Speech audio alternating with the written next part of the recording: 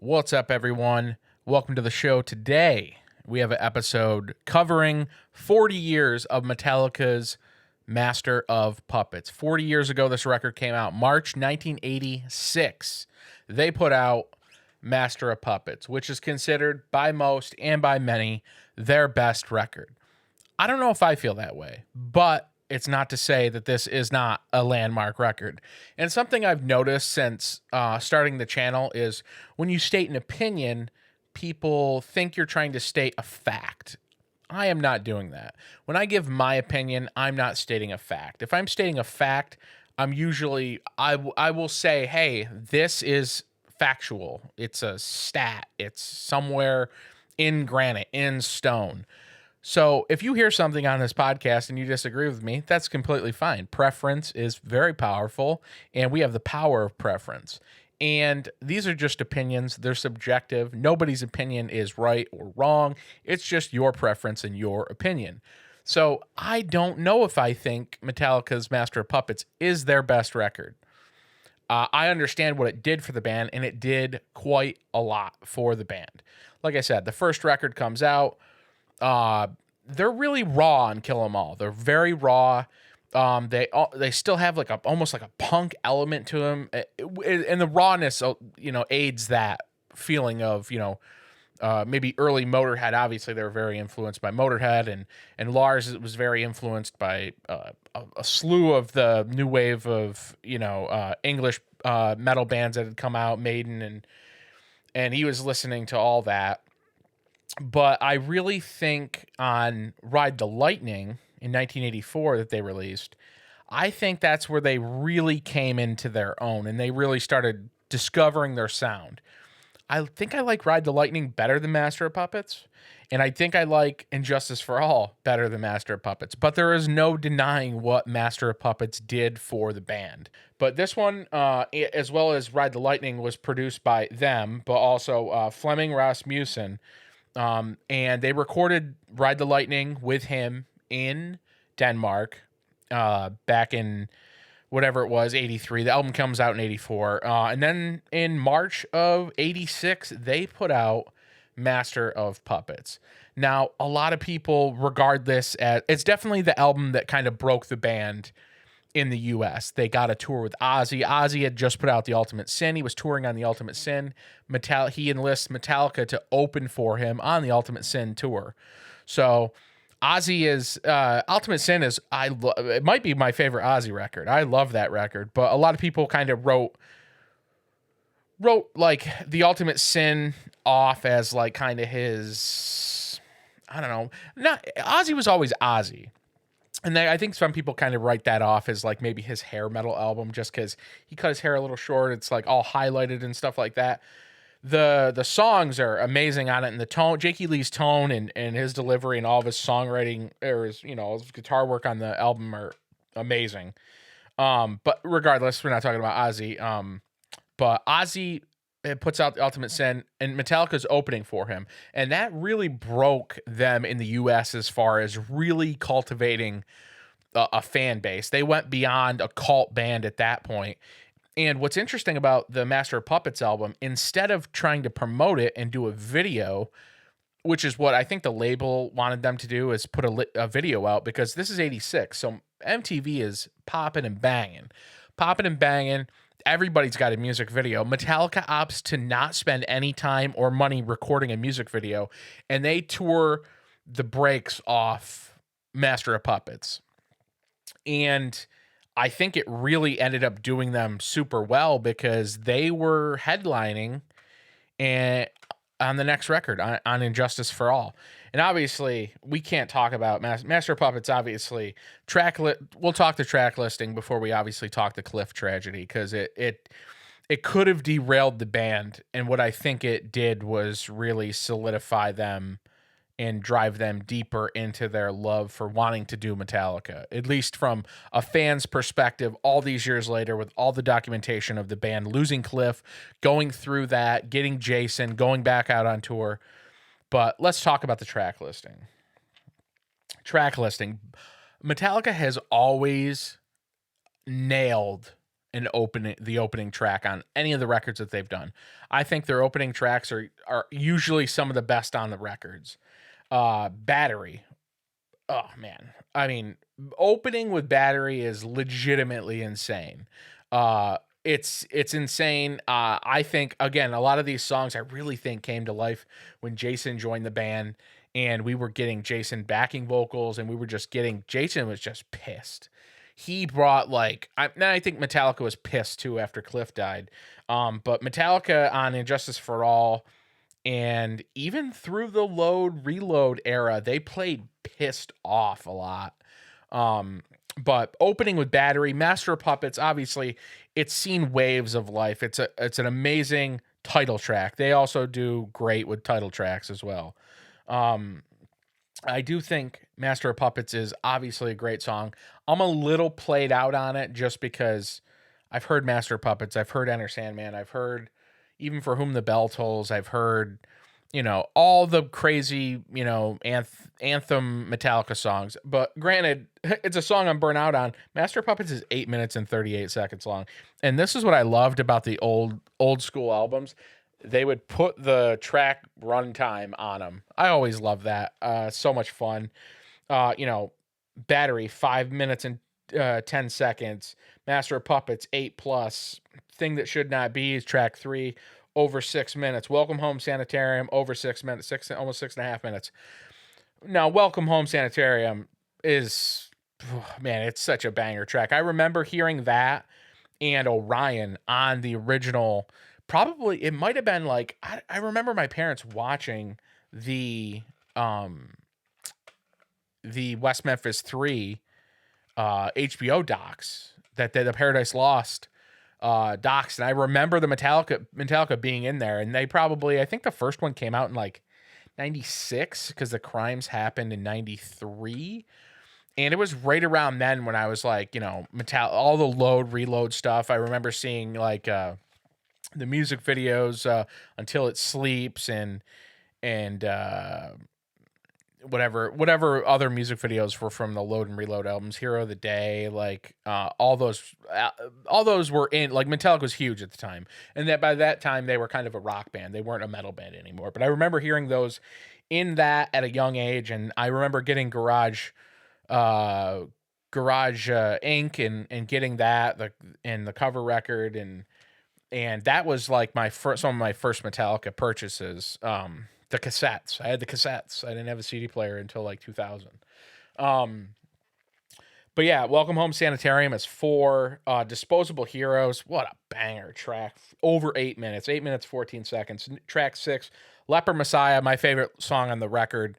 I remember 2 of my friends from junior high and high school, they were a little deeper into Metallica than I was. And I liked Metallica. But they were really into the thrash Metallica, and I was super into.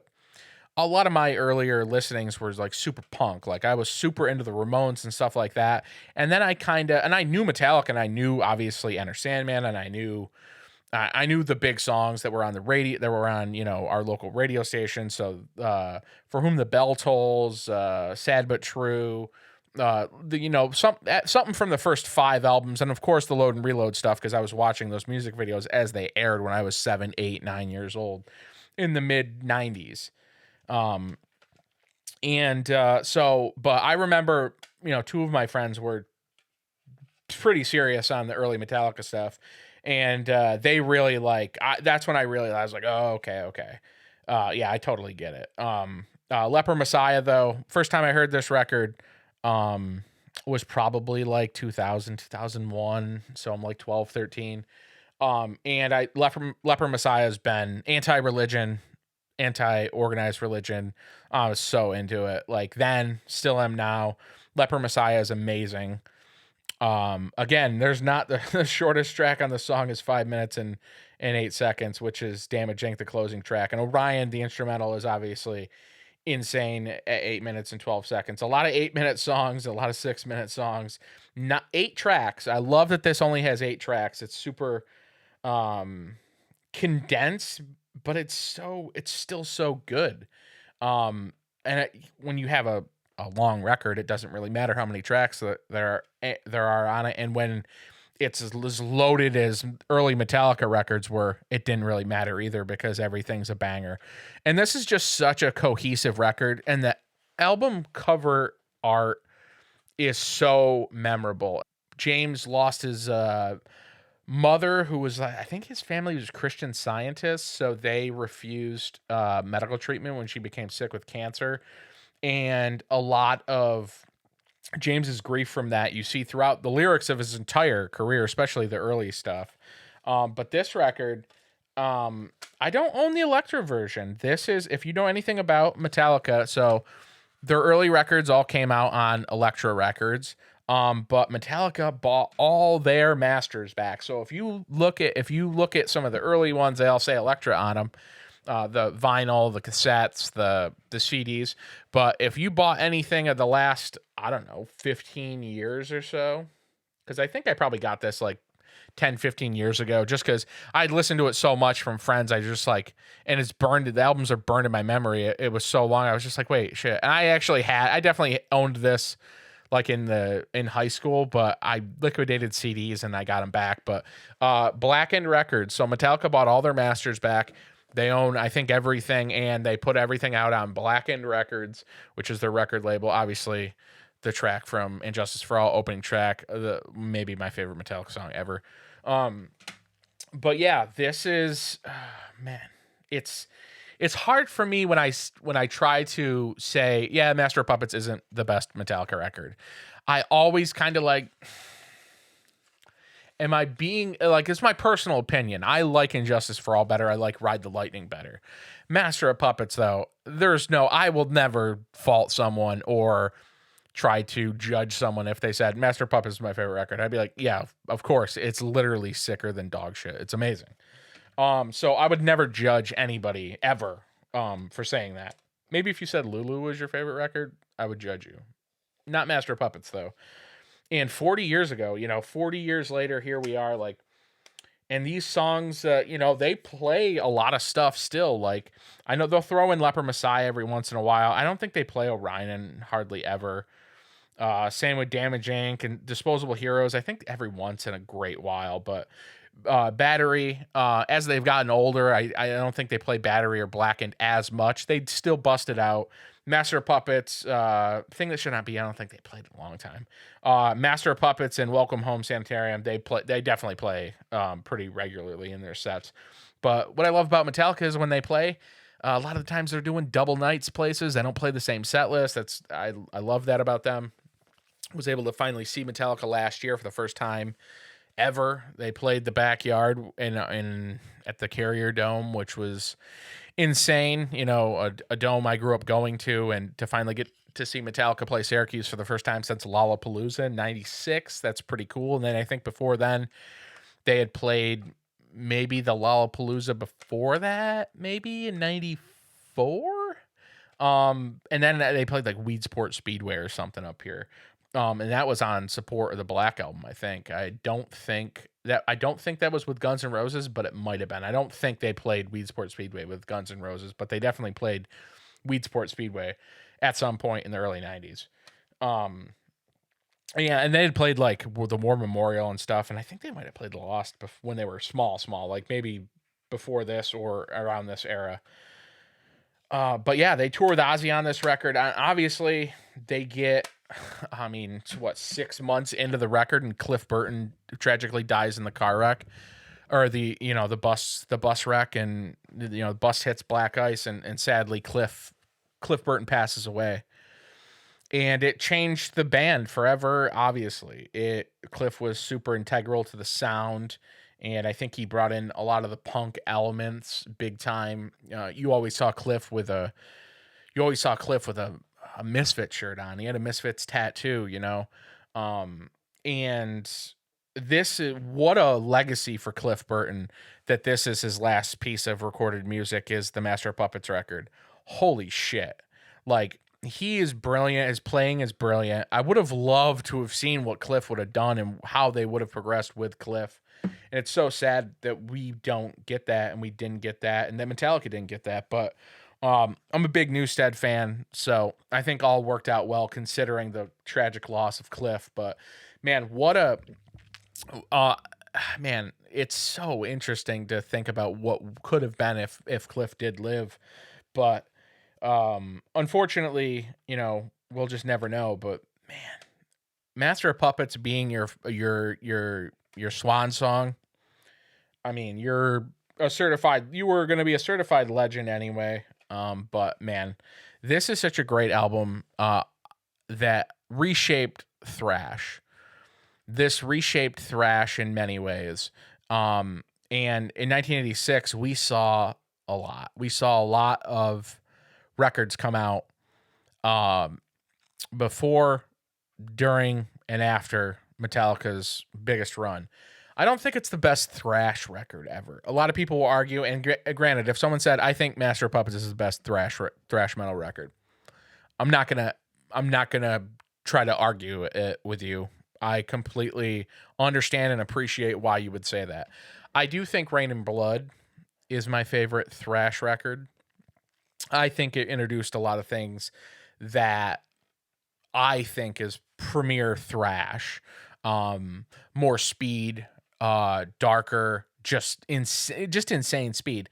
But a year later, 1986 though, think about how spoiled we all were as music fans. Music fans that weren't born yet, myself, music fans that were, music fans in the future, in the past, who either discovered it at the time as it was breaking thrash metal. We get Megadeth Peace Cells, their second record, which is amazing. It's a perfect record. This is a perfect record.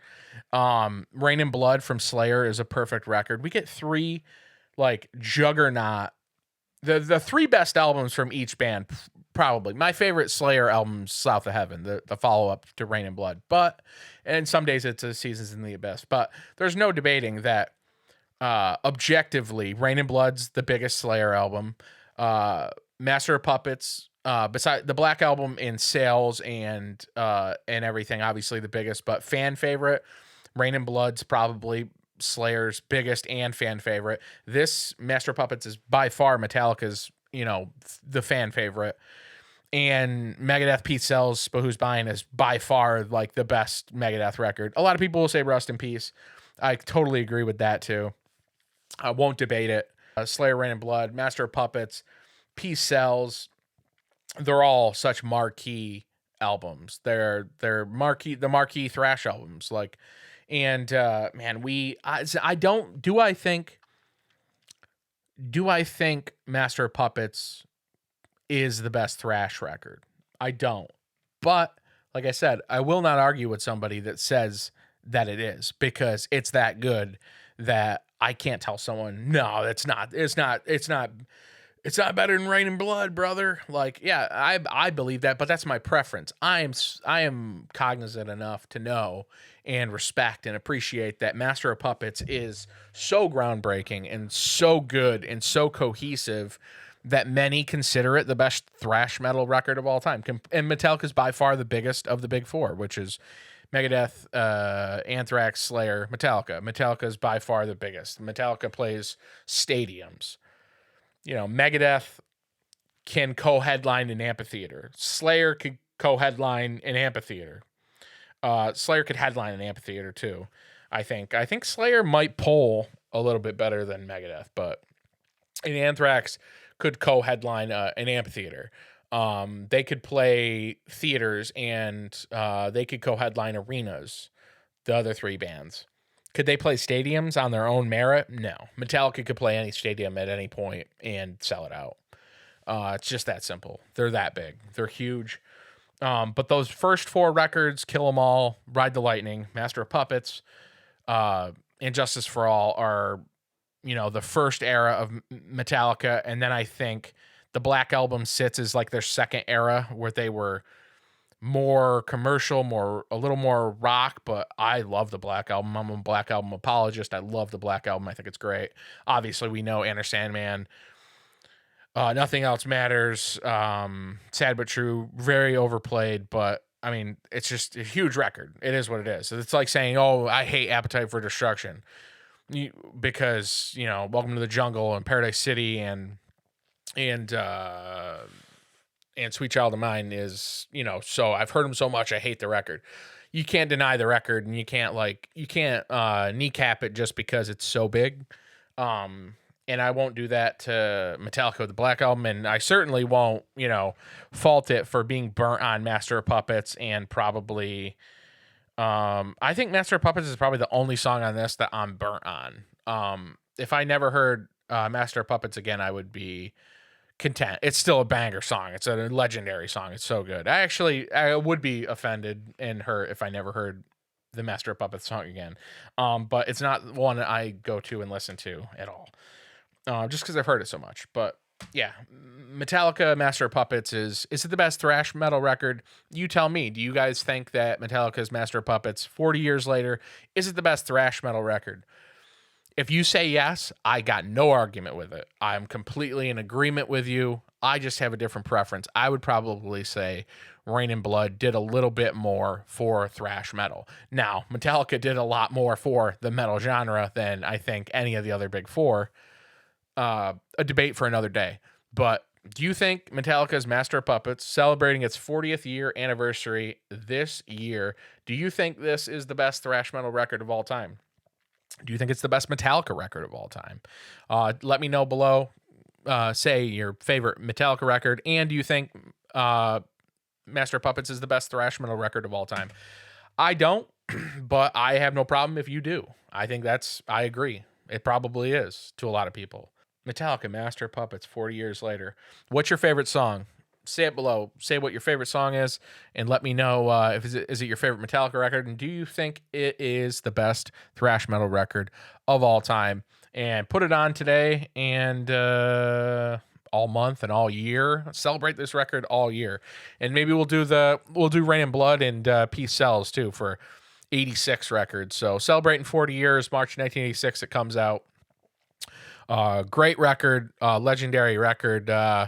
Buy it on physical media if you haven't. Buy it. You can buy CDs for a little bit of nothing now. In vinyl, Metallica presses. I think they own one of their pressing plants now, so they press and a lot of it in house, or at least the place that they bought presses it for them. So yeah, let me know. Give us a like, a subscribe, comment below. Favorite Metallica song, favorite Metallica album. Do you think Master of Puppets is the best thrash metal album of all time?